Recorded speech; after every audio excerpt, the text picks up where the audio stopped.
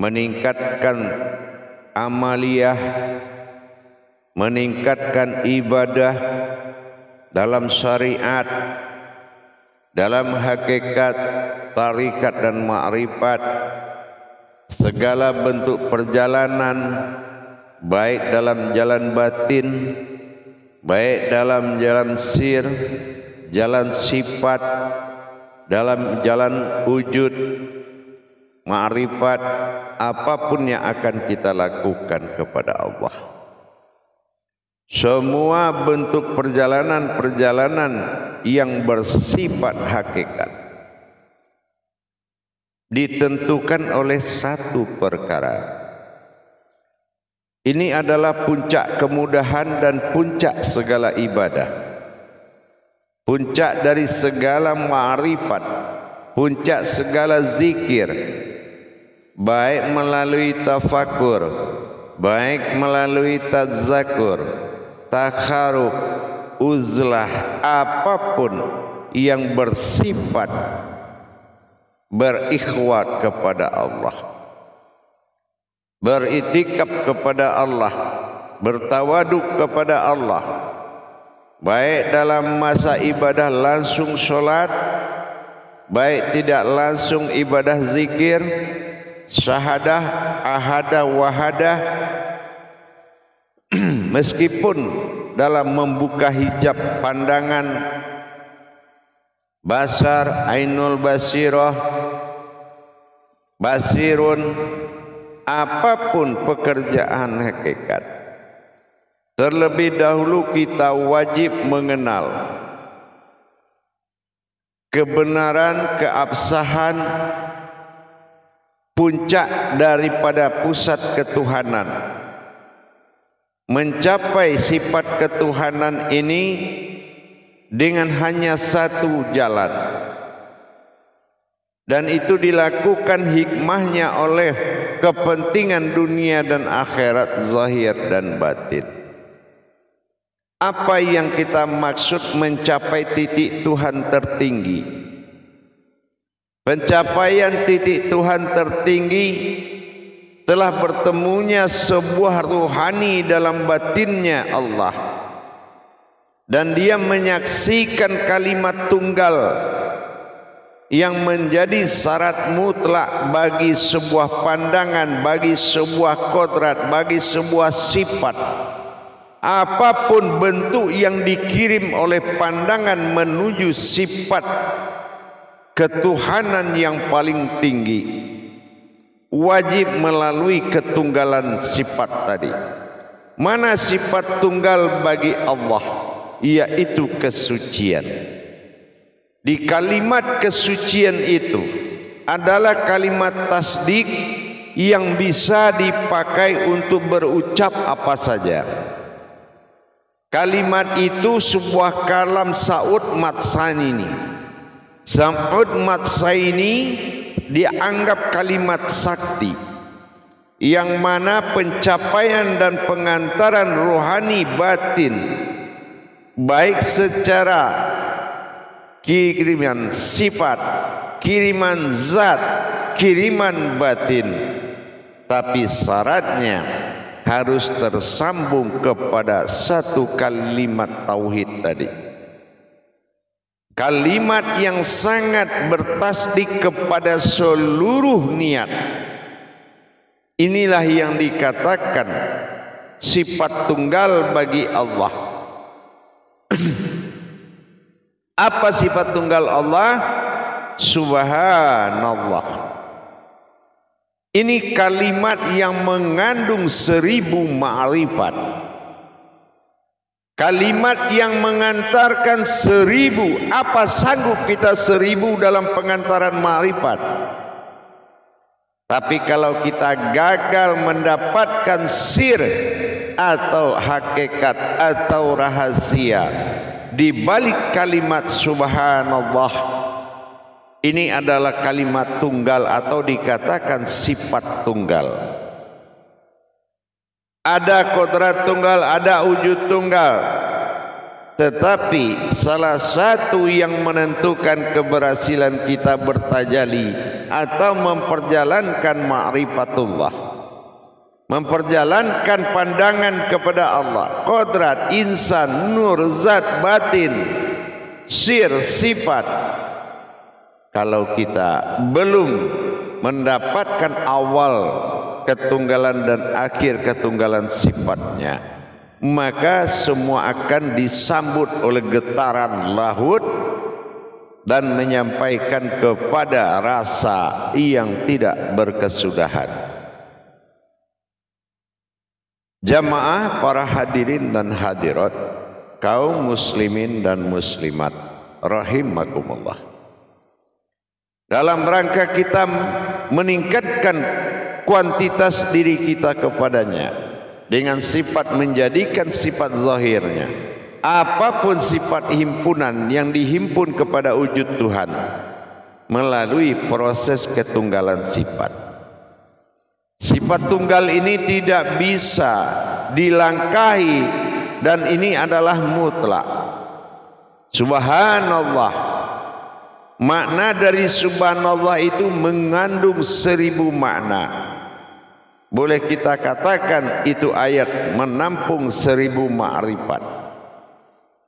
Mau kita berucap terima kasih, mau kita memuji, mau kita bersyukur, mau kita istighfar, bisa digantikan dengan subhanallah. Itulah tasdiknya, banyak makna. Tapi adakah ayat lain berfungsi 1000 ma'rifat? Tidak akan pernah kita temui. Tetapi menuju makom tertinggi dari sifat tunggalnya Allah, Tuhan yang Maha Esa, adalah subhanallah. Ini boleh kita tempatkan di ujung ma'rifat, boleh kita tempatkan di dalam kesyukuran, boleh kita tempatkan dalam kodrat, boleh kita tempatkan dalam sifat, kemanapun. Bahkan kekuatan sifat zat batin dan nurnya ayat yang satu itu sudah mencakup ke segala arah. Tidak perlu lagi kita menggelar zikir-zikir sifat, zikir-zikir nur, batin, zat, sir. Cukup kita mengetahui jalannya, cukup kita mengetahui para makom-makom zikir.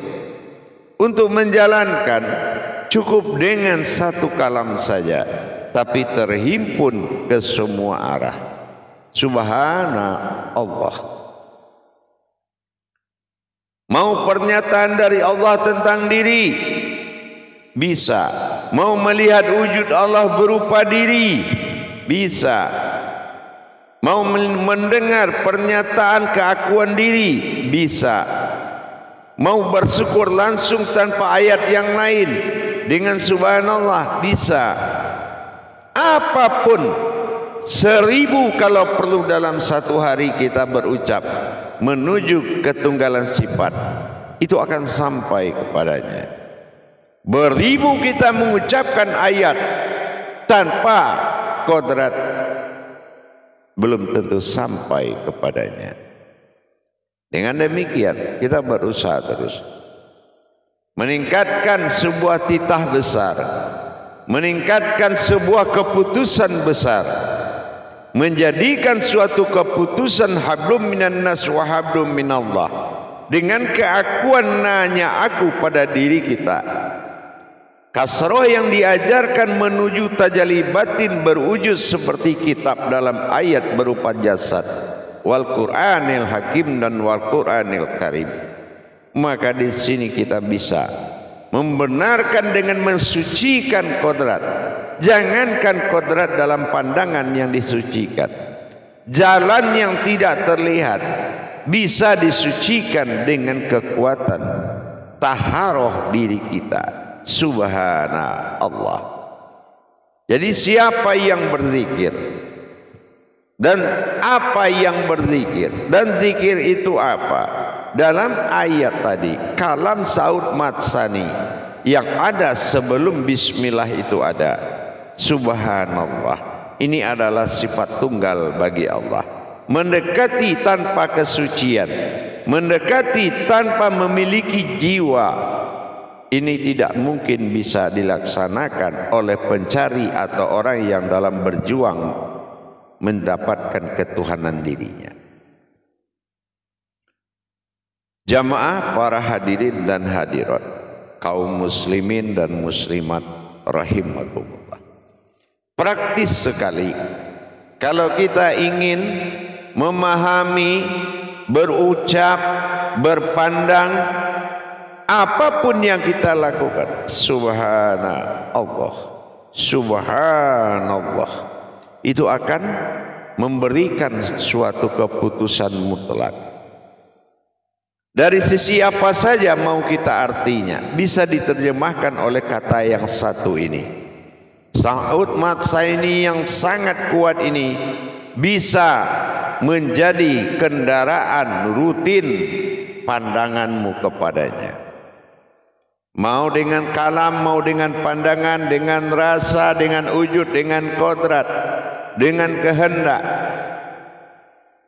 bisa dia perjalankan dengan satu kata subhanallah. Kita umpamakan seperti kita mengucapkan rasa syukur. Kita melihat sesuatu atau kita melihat kepada diri kita, subhanallah, dulu saya tidak tahu, sekarang alhamdulillah. Atau kita melihat sesuatu, subhanallah, dulu dia tidak benar, tapi sekarang sudah mulai benar. Subhanallah, bagus sekali ciptaan Allah ini.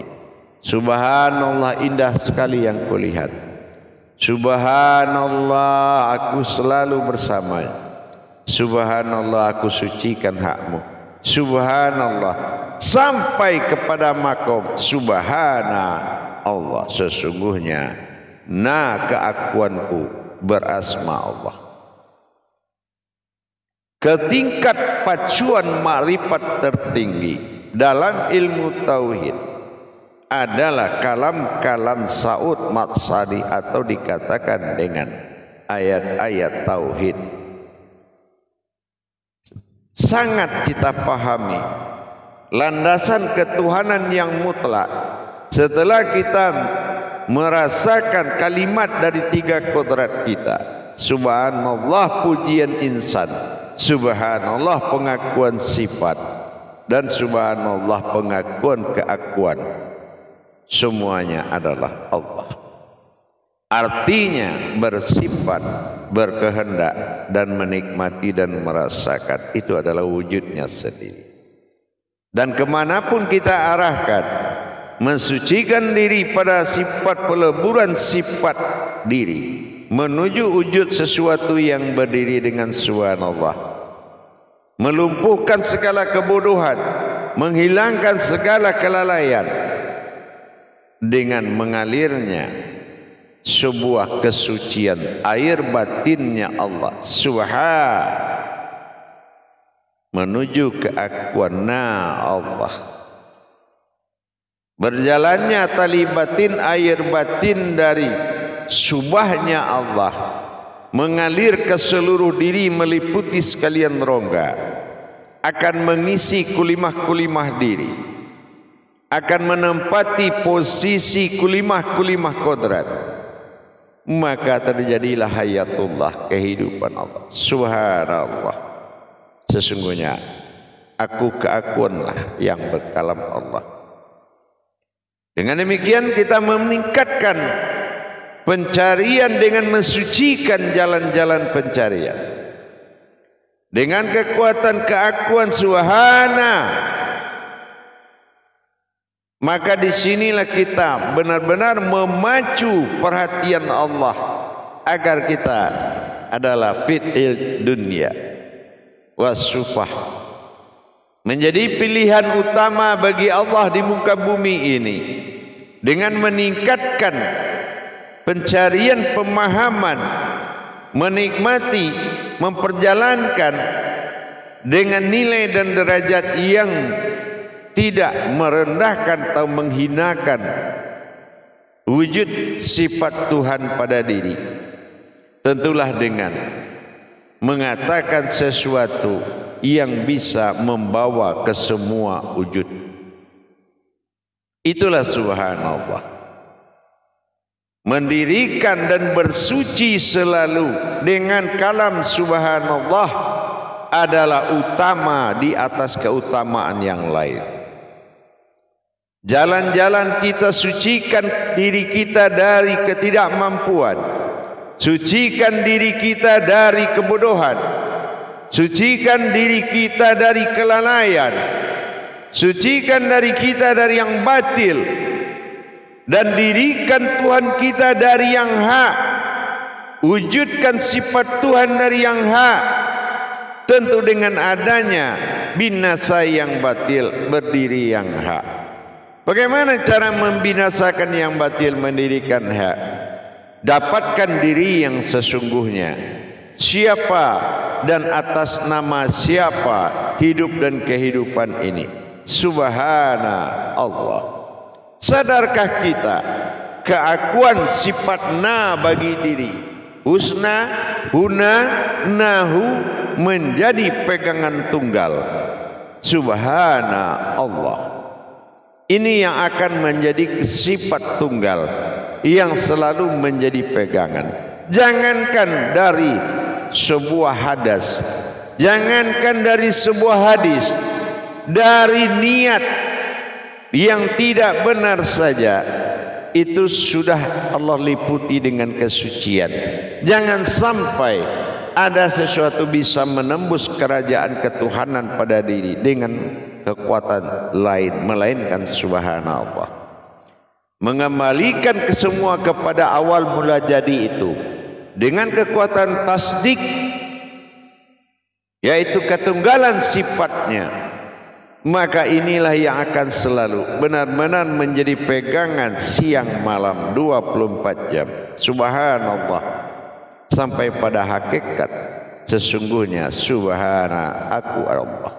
Ini adalah sifatnya yang berkalam. Adakah kita sudah sampai kepada sesungguhnya itu? Jangan melihat kita nur membersihkan zat, zat membersihkan batin, batin membersihkan sir. Tidak ada yang kotor di sifat Tuhan. Itu sebuah ibadah. Tidak ada satupun najis hadas di sisi Tuhan. Subhanallah. Maha suci Allah, maha pada sifat sesungguhnya, nah kepada keakuan Allah, kepada nama. Ini tidak ada lagi yang mewujud selain wujudnya semata. Artinya dengan subhanallah kita bisa mengambil hak kadim, nur kadim Allah, kadim sifatul kadim.